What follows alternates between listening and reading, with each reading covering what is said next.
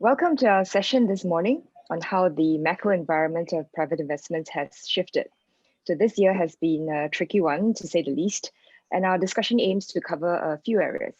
How the private capital industry has been affected by the major events of the year, how it will reimagine its strategies, or is a reset due to take place, and where and how return profiles will be skewed.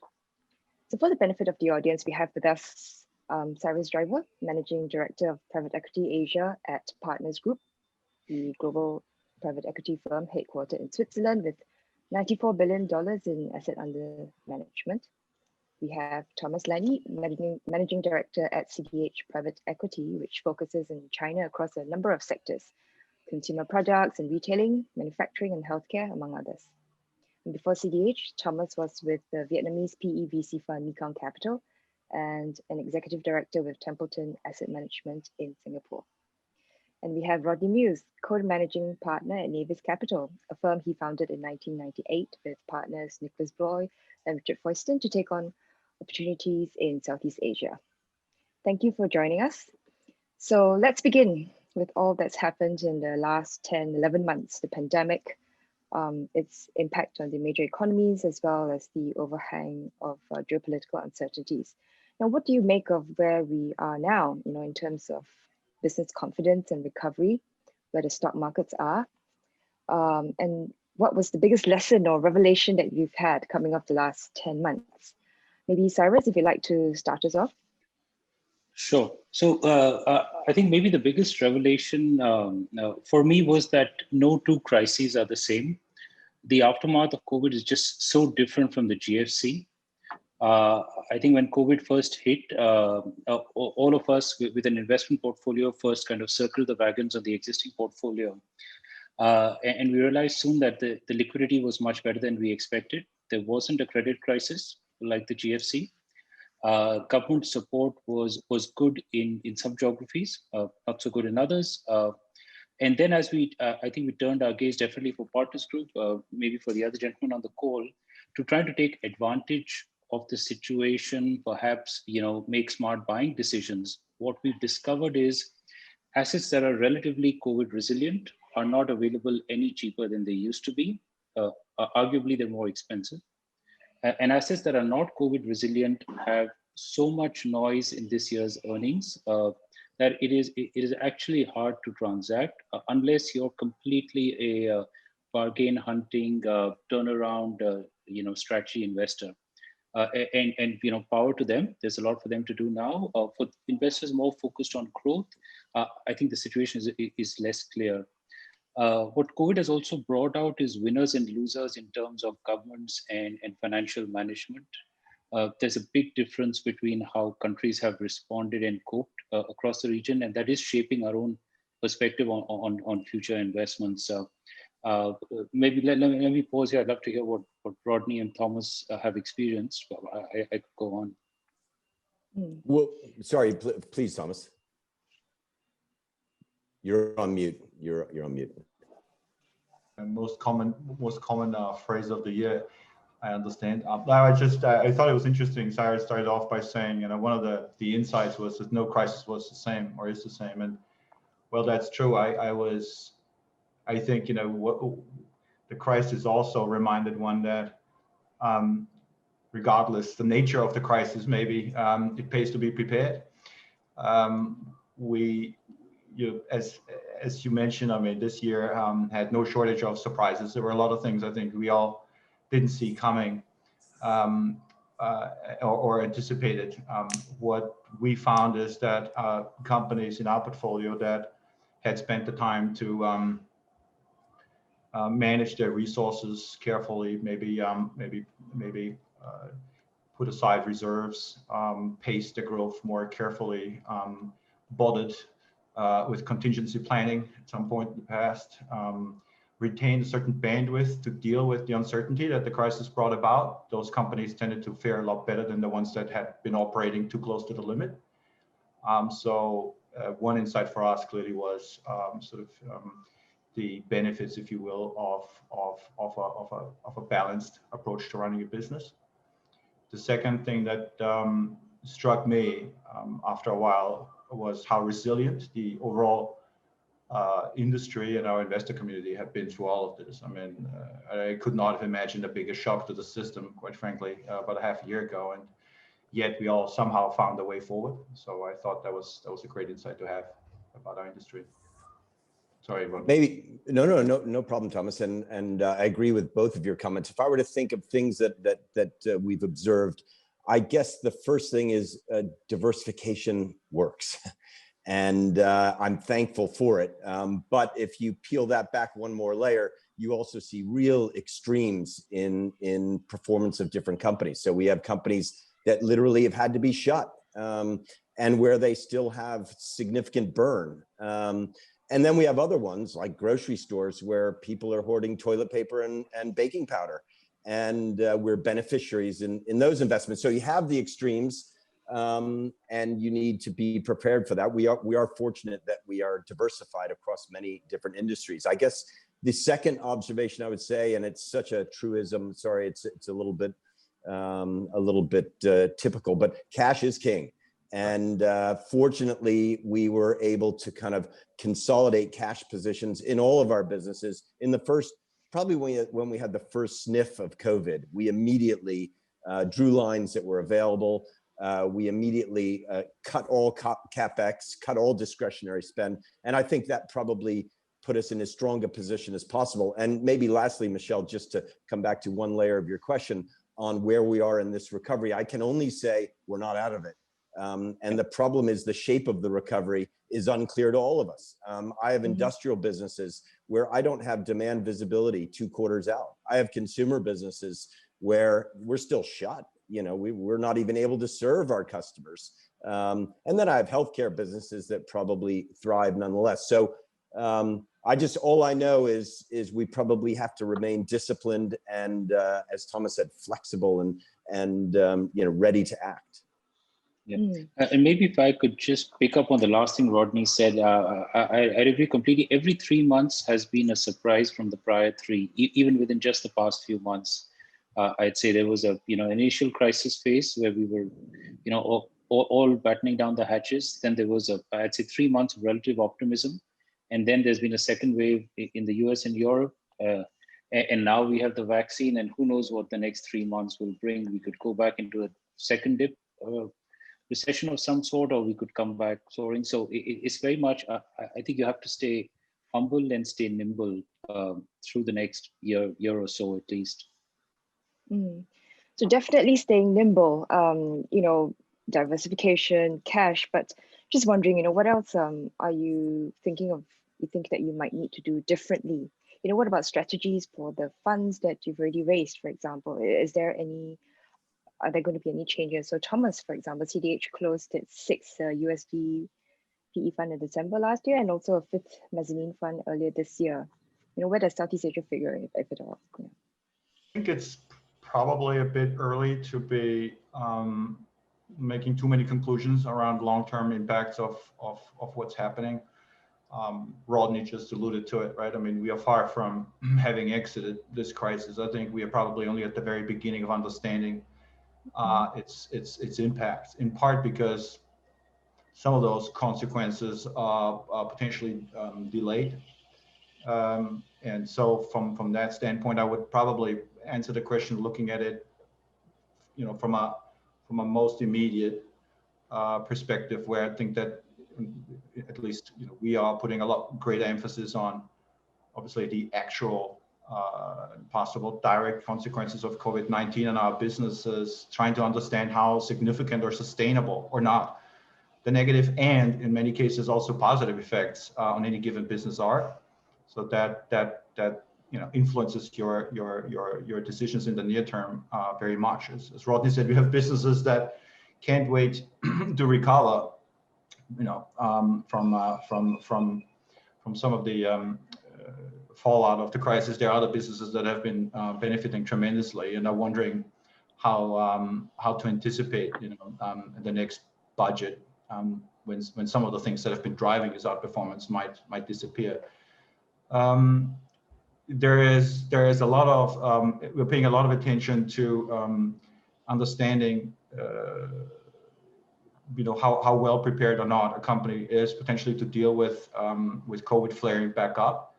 I think at this point it's very hard to anticipate where we are in the process of getting this thing under control. So are the companies that we're dealing with prepared to handle another wave, another lockdown from a management or a systems, from a balance sheet perspective? When a business is returning to a sustained trajectory? Those are all questions that we're asking ourselves in the very near term. In the long run, I would, and from a higher perspective, with regards to strategy, we do anticipate sustained shifts and transformations across value chains, at least in our spaces, and we are talking about how to adjust ourselves, our focus, our model, to potentially take advantage and capture the right opportunities while trying to avoid any new risks on the horizon. But as I said, it's probably a bit early to come to any firm conclusions considering the ongoing uncertainty. But based on all that we know so far, so I think Cyrus, you brought up earlier, COVID resilient businesses. What are COVID resilient businesses? So yes, I think Thomas made an important point that it's too early to draw long-term conclusions. I can say in the short term, the COVID resilient businesses are those really that have an online component to them. Okay. Those that use technology, those that don't depend on a physical site, like restaurants are impacted, clearly travel is impacted, healthcare, if it's not elective surgery related, is not impacted. So, but those are short term, and the next crisis will be different. So I don't think you can shape a 5-year fund strategy based on how COVID is playing out right now, but except that there are a couple of trends that we think will be durable. Those are existing trends that got accelerated. So the shift to online is one. And for us as a firm, the proportion of investments going into the broader technology space is increasing. And we increased technology focused resources, both on the investment side and the operating side. And we think that was a trend that was already in existence, but has been further accentuated or speeded up for this reason. The other thing that we worry about on the risk side that cuts across a few sectors is we worry about government budgets being under stress in the aftermath of this. So if we're in a sector that is indirectly funded by the government, either through support or subsidies or other funding mechanisms, we are more wary of it today than we were pre-COVID. And there are many sectors that indirectly rely on the government, be it healthcare, some parts of healthcare delivery, some parts of education. So we're just cautious of where budgets will eventually settle once all of the easy money is spent. And I say those are the two, in our view, the two long-term takeaways that are already visible. For the others, they still will have to work their way out. So having said that, Rodney, maybe, are there areas that you think that private equity has traditionally operated in, that you think funds should kind of rotate out of or perhaps are already doing so? Well, I think rotate out of sounds a little bit different than what we do in terms of private equity and making long-term investments behind businesses. We don't have that luxury to rotate, but in terms of strategy shift, I'll give examples of things that we have to change. We've been a bricks and mortar investor in many retail businesses, big box businesses, fitness clubs, et cetera. And in any of those businesses, there are a few things that you need to be very, very sensitive to. Are you a disruptor or are you being disrupted? That's one. Now, to the extent that you're a disruptor, you might still consider that bricks and mortar opportunity. But to the extent that you're being disrupted, Peloton or whatever it might be, you may see those threats and the cloud they put on demand, forward-looking demand, such that it's very hard to think about how you transact. So that's something. But then there are businesses that I call consumer staples, and consumer staples are things that people generally need. They need food. To the extent that they have any discretionary spend, they'll put it in Asia. They'll put it in their children's education. They'll put it in their family's health. And those are areas that will show greater resilience.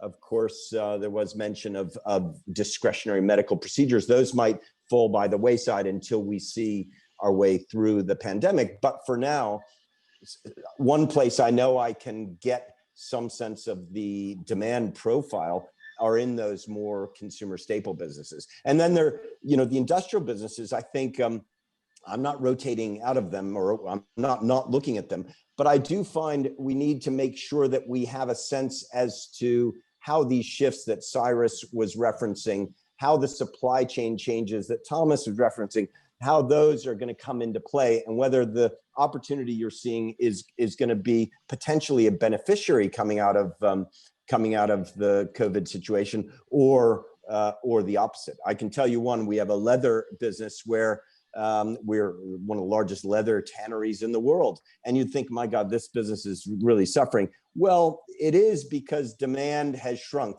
Your customers used to think a year in advance, and now they're thinking 6 months in advance. But it isn't, because pretty much every other leather tannery, or most of our direct competitors, are in much worse situation than we are. And so we're taking share of wallet in what is a smaller wallet. To the extent that I see those opportunities, we'd continue to pursue them. But I guess what comes out of it is the lens that we look at an opportunity today is quite different than what it would have been a year ago, in terms of how you think about the demand and the return profile of an investment. What about Thomas, for CDH? You have the gamut of businesses. What are you thinking along those lines? On that front, well, look, ultimately, right, it all goes back to a point we made earlier, which is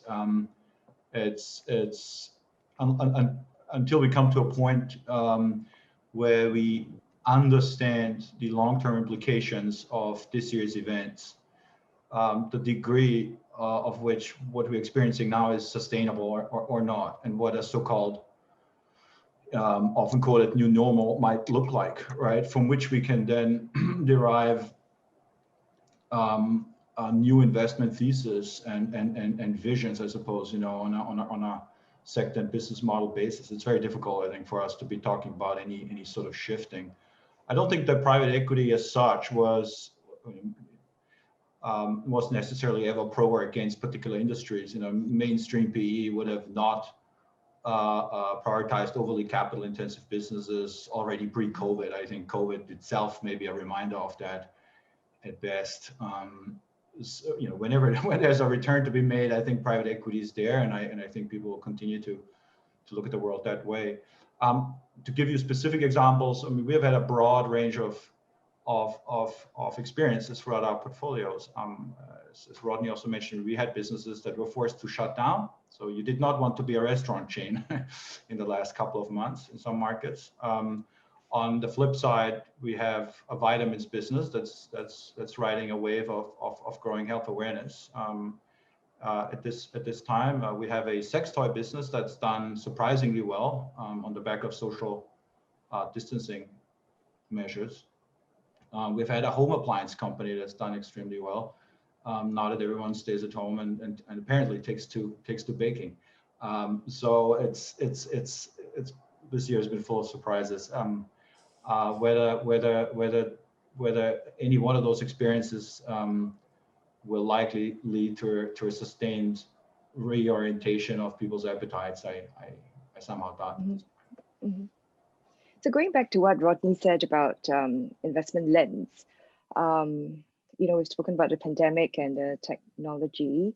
I'm just wondering, what about ESG? What are some of the other, is it another disruptor that we really need to pay attention to at this point? And how do you come out ahead of it in that sense? Maybe Rodney?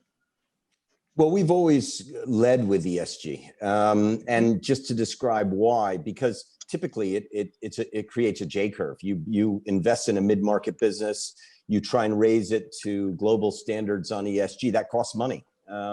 That's an asset-intensive exercise in some instances.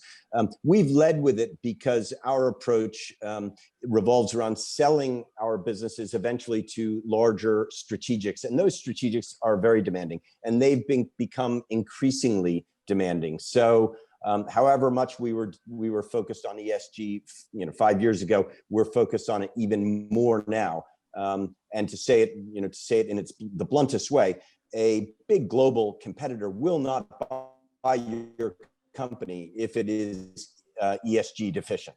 They won't take the risk. Why risk their brand for my little mid-market business. So you have to be at their level or even above in order to be attractive to those strategics. So for us, it's always been mission critical. Nothing's changed through this.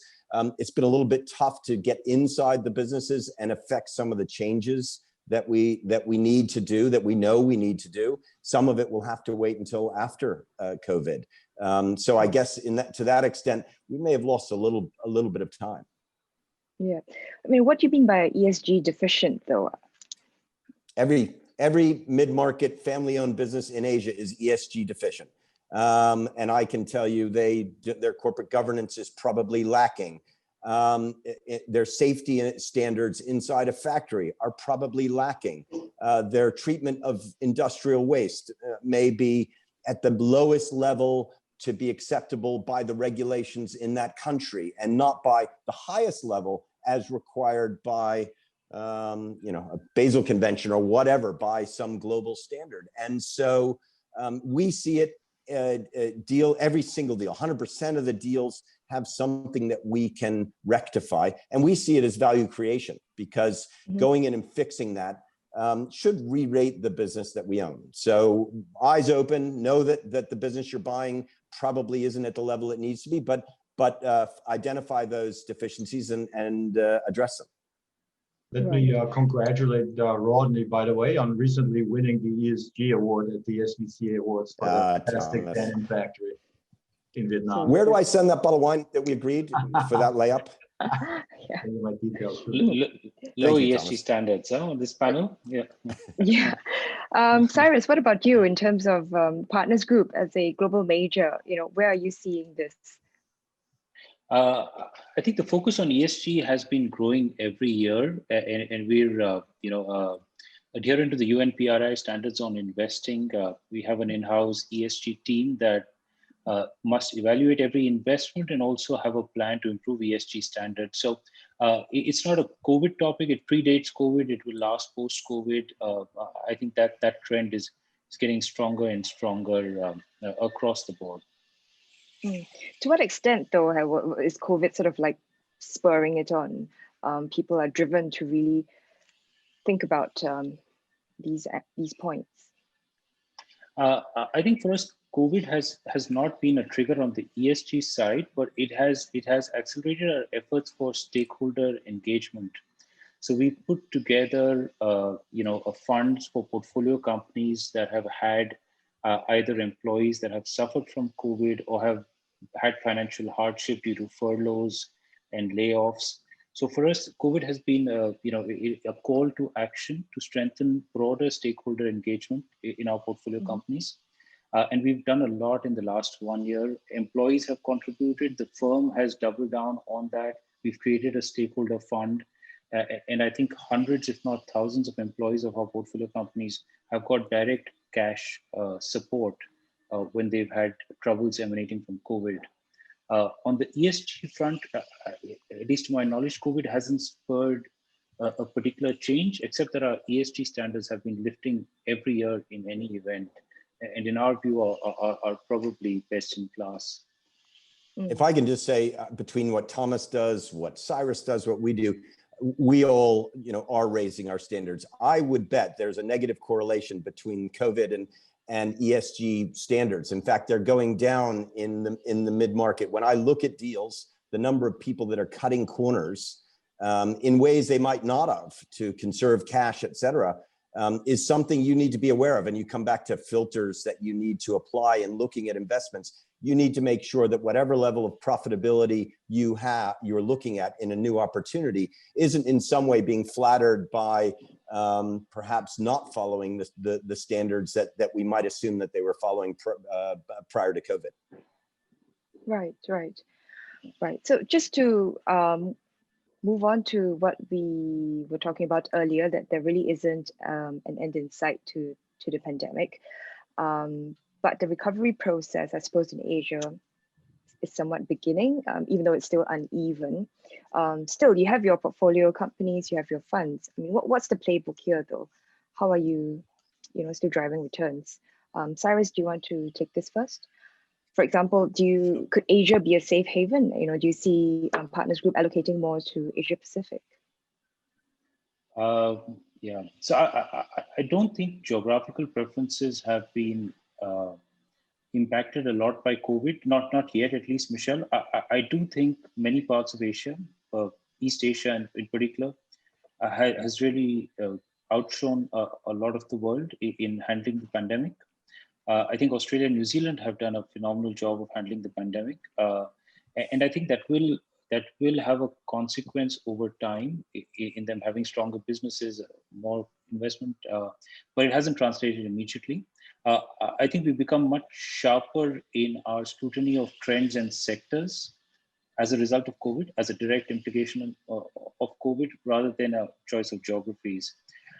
We continue to invest around the world, and I'd say we're actually as busy as we've ever been, but I think the closure rate is lower, substantially lower right now than in prior periods, because with a lot of businesses, it's hard to nail the recurring profitability of the business in a year with so many factors. There's COVID's negative impacts, or the positive impact from government incentives. Some businesses have actually had a demand spike that you need to normalize for. And so I think closures are lower, but the activity is really strong.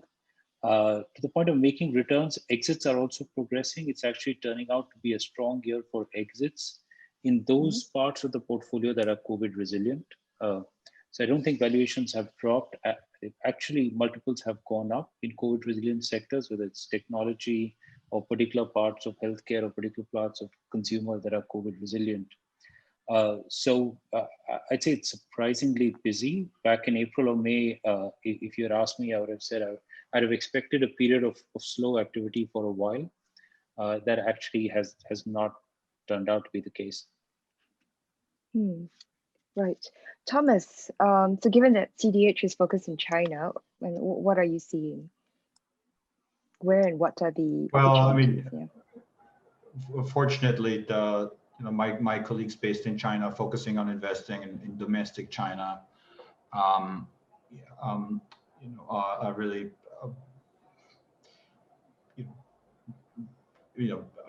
doing fairly well, I would say, in the context of what everyone else is dealing with. I mean, China as a large domestic market seems to have gotten the situation under a decent degree of control. And so from the perspective of our operations in domestic China, I would say we are operating on a pre-COVID level. I'm responsible for making investments in Southeast Asia on a global cross-border basis, which is the sort of activity that very much depends on a high degree of integration, if you will, and mobility by definition. So we are affected a lot more by the fact that several of the markets that we used to do business in are far from exiting this crisis. In fact, it's a varying degree really of how different countries or markets have dealt with the crisis and its various consequences. So we are in some ways, I guess, that does influence us as far as reprioritizing on a geographic basis, if you will.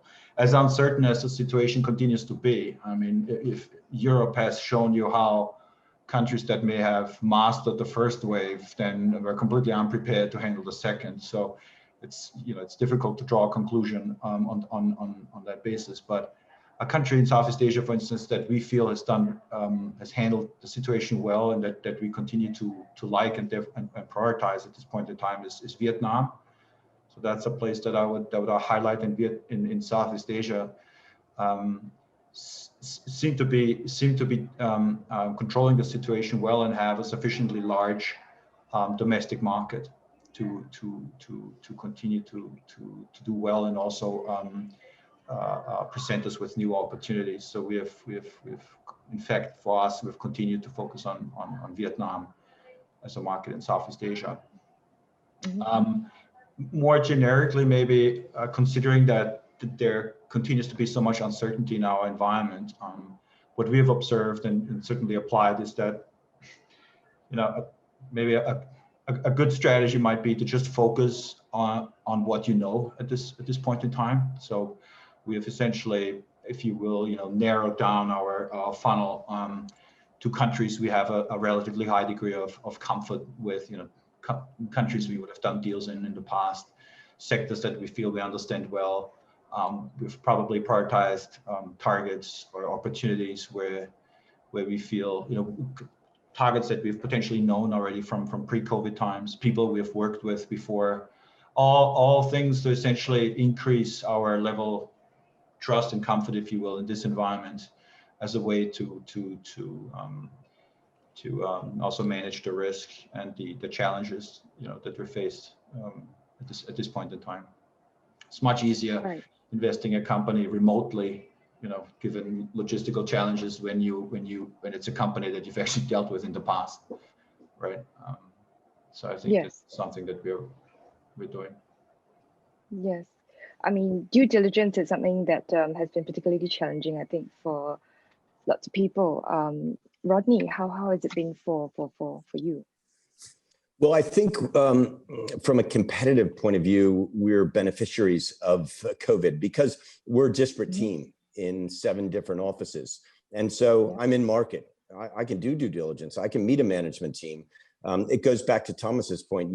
If you can't get to know them, if you don't know them, if you can't sit in front of them, if they can't get to know you, it's very hard to get confidence. And so I think for us, we're able to do the due diligence we would typically do. I don't think we're being at all constrained. The only thing I will say, and I think it reflects a little bit what both the other panelists have mentioned, is time is your friend. And there's really very little need or desire to rush. And there have been times in this game when you felt, gee, I better get this done quickly. We don't feel that at all. And if we lost something because someone wants to move faster or cut the odd corner here or there, so be it. I think there are plenty of opportunities out there for all of us to do. So due diligence hasn't been a problem. Because I was going to ask about, how much is the pressure to deploy still in terms of, all the dry powder that has been, that is available, or the capital that has been committed over the past, I guess, couple of boom years, and in the current environment, the sort of challenges and the risk of doing so, like what Rodney's saying, people cutting corners. I mean, Cyrus, how is it for partners, Partners Group? Yes. So, we raise all our capital from institutions. So primarily pension funds, insurance funds, sovereign wealth funds. And I think they want us to put money to work, because the alternative for that capital is otherwise in today's era to get a 1% return somewhere. And so we do try really hard to build a wide funnel of deals, try to create angles, create opportunities, not just wait for good ones to come along, but try to create good opportunities. So I'd say we continue to deploy. This will be a slower year in deployment than last year. But I can tell you that's not for lack of effort. It's just that there is a lot of uncertainty out there. But our approach is to deploy each year and have effectively a vintage diversification. I think the world is increasingly uncertain. So if you try to time your vintage, even if you're doing it with the best intentions, you could get it absolutely wrong as well. So we try to maintain a steady pace, Michelle. And so this year we've in our private equity business, we've closed, I think, 3 deals. We have across the world, not in Asia. This is across the world, and we have a few more. I think there's been post-COVID recovery. There's been almost a pent-up demand of people looking to sell assets that have been discussed for a while. So that number could change substantially by the end of the year. Just to follow up, on this issue of the dry powder, pre-COVID, I think global dry powder was about 2 to 2.5 years in terms of investment capacity. How has that changed? As you say, perhaps as deal flow has slowed. I mean, what happens if this increases to 3 to 4 years, for example? In my view, at least, I love to get Rodney and Thomas's take. I think the reality is we are a growing and a maturing industry. The capital available to us has gone up substantially. And so, in all honesty, therefore, there is more competition for deals. think the competition is higher at the larger end of the deal size, lower at the mid market, and lower still at the lower mid market. That is the reality of it. Our response to that as a firm has been to develop our own industry expertise and our operating capabilities. The number of people we have on the operating side has gone up about 5x in the last 5 to 6 years for us. And we've just moved to verticalizing all of the investment teams as well, where earlier we were geographically focused on the investment side. Now even the investment team is getting industrially focused so that we are ahead of the curve, more proactive on the assets. The other thing I'd say is that what all of this capital is doing is it's also increasing the supply of investment opportunities. So if you look to the US and Europe, the number of businesses that are institutionally owned is very large, and therefore there's also a lot more to invest in. I think that's happening in Asia. The amount of control opportunities available has gone up every year. And a lot of that is because of this ecosystem. So I think we as an institution have bought businesses from Rodney and Navis, I think twice. We've sold them on to other private equity firms subsequently. And I think there is therefore that ecosystem of institutionally owned businesses that's also growing. So it's not just the supply for private equity that's growing. I think the demand is as well. So in Southeast Asia, so maybe Rodney can take the next question. I mean, in Southeast Asia, really, based on what Cyrus has also been saying, I mean, can we expect sort of like a buyout boom? Is it something on the cards, for example, as sort of business owners, the older entrepreneurs are looking to retire? Perhaps. Well, that generational phenomenon has been happening for the last 10, 15 years. If you think about capital formation in Southeast Asia versus China, we're 1 or 2 generations ahead of Chinese capital formation. So that's been happening, and that will continue to happen. I think Cyrus is making an important point that private equity share of those sorts of transactions is going up. Yes. And will continue to go up. We, meaning Thomas, myself, Cyrus, we will take share of that capital evolution, and we are. Back when I started the business 21 years ago, the idea of doing a buyout in Southeast Asia was unheard of, and they thought we were the 3 dumbest ex-consultants in the world, soon to be unemployed. And if you look today, 20 years later, buyout is kind of the buzzword. So I wouldn't say a boom, and I'd say there's plenty of room for everybody on this call and more to find their spot in this ecosystem, to use Cyrus's word. But I do think we are really a relevant form of capital, the private equity space in Southeast Asia in particular, and we're much more widely accepted than back when I started it, and you went to tell someone they were going to sell control, and they said, over their dead body, were you going to get control of their business? That's no longer the case, and particularly as other avenues like IPOs have shut, private equity is a credible solution. Having said to that, I agree with everything the guys have said. Look, we've been operating in a fairly liquid environment now for a long time, and had to navigate the natural consequences, and in particular, what appeared to be lofty valuations at first. But this isn't like I've been, must say, struggling for a long time to accept the possibility that the situation we are in from a liquidity standpoint and a valuation standpoint might actually continue on for quite some time. It does not appear as if capital were to stop pushing into the asset class anytime soon. For that to happen, I think we would have to see a rather radical change, or shift in risk appetite of investors, or the rise of relative attractiveness and yield of other asset classes. None of those seem to be on the horizon. So from that standpoint, I think we're likely going to be continuing to be confronted with these dynamics. What I feel it does, however, maybe along the lines of what Rodney has just said, also is it sort of, I think, in order for us to be successful in this environment, it will force a certain degree of specialization. It will force people, or essentially it will in order to be successful in this environment, I think you have to have a very crisp strategy and a unique skill set that allows you to crank out a viable return despite these challenges. That could come in various forms, whether it be, you know, a certain expertise around a particular sector or space, a certain structural approach to private equity, or whatever it is that sets you apart. I think that's probably a key requirement to succeed going forward.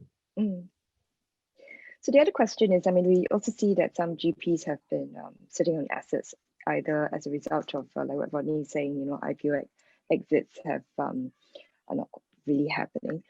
I mean, just what's the prognosis on that? In fact, I was just wondering whether, you know, one of the changes in PE is actually holding on to investments for even longer, or at least being more flexible about the whole period going forward. Well, I can take a quick cut at that. I would just say, yes, people are holding assets longer. And in my case, you know, we've exited now 57 companies since we started the firm, zero IPOs. So I'm not waiting for an IPO window to open, but I am waiting for strategics to be able to get on an airplane and come and do due diligence on my business. And so we need to get through COVID. The idea of holding businesses longer, it may be a reality, but it's probably suboptimal, especially as a growth investor. And you just look at the shape of growth curves, and rarely do you get the kind of growth, supernormal growth you might get in transforming a business in the early years of ownership versus after you've professionalized that business in those later years. So IRRs will kind of, not quite by definition, but will likely fade. So, but it may be structural. I mean, certainly there are businesses I cannot sell now because a strategic can't come and do their on-site due diligence because demand visibility isn't quite there yet. So I will end up holding some businesses longer, unless you have a pool of local buyers. So if you're competing in a local industry where there's local consolidation, then you could contemplate an exit. We sold a business in Australia, and we were successful in doing so right in the midst of COVID, exactly because the buyers were Australian. But most of our buyers typically come from cross-border. They look at it at our assets as an entry strategy. And I think for that reason, we're going to hold them longer. I don't think any of us necessarily want to hold businesses longer. Okay. Cyrus?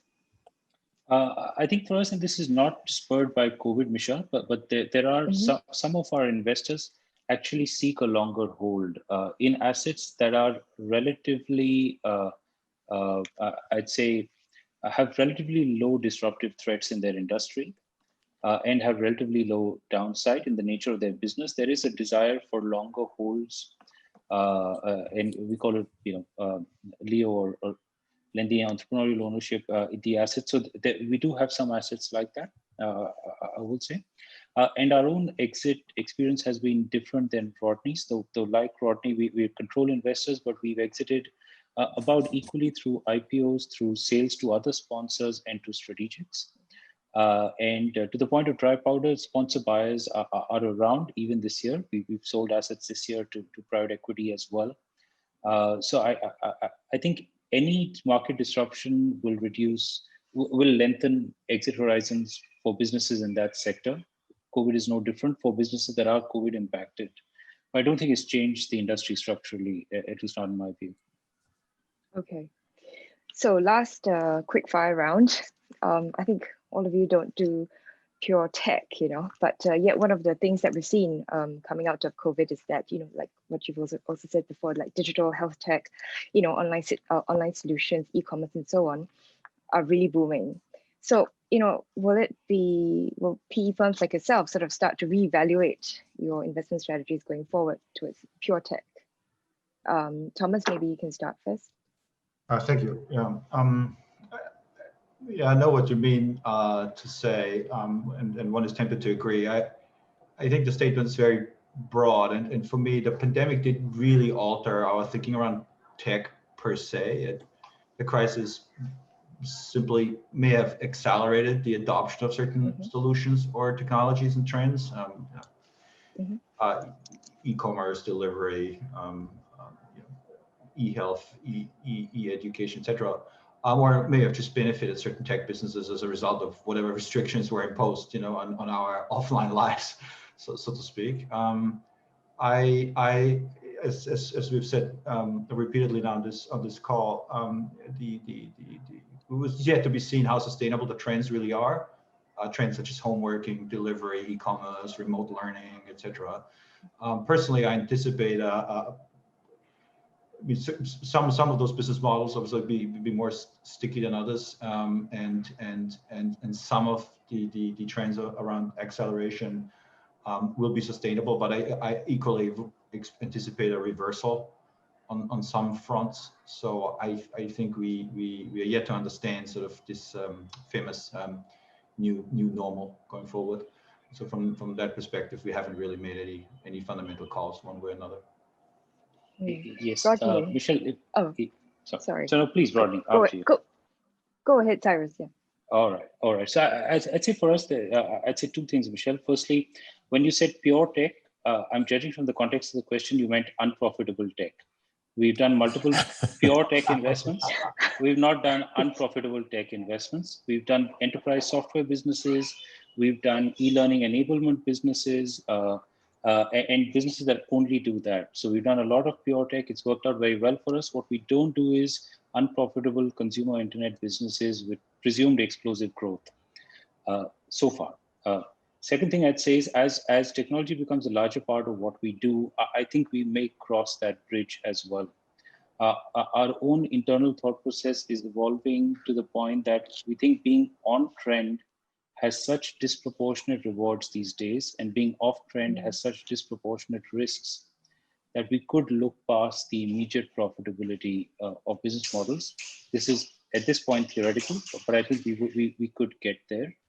I'm not sure whether the consumer internet is the place we would take those bets with a business that's currently unprofitable. There may be other parts of technology where we'll take that bet, but we haven't done it yet. Okay.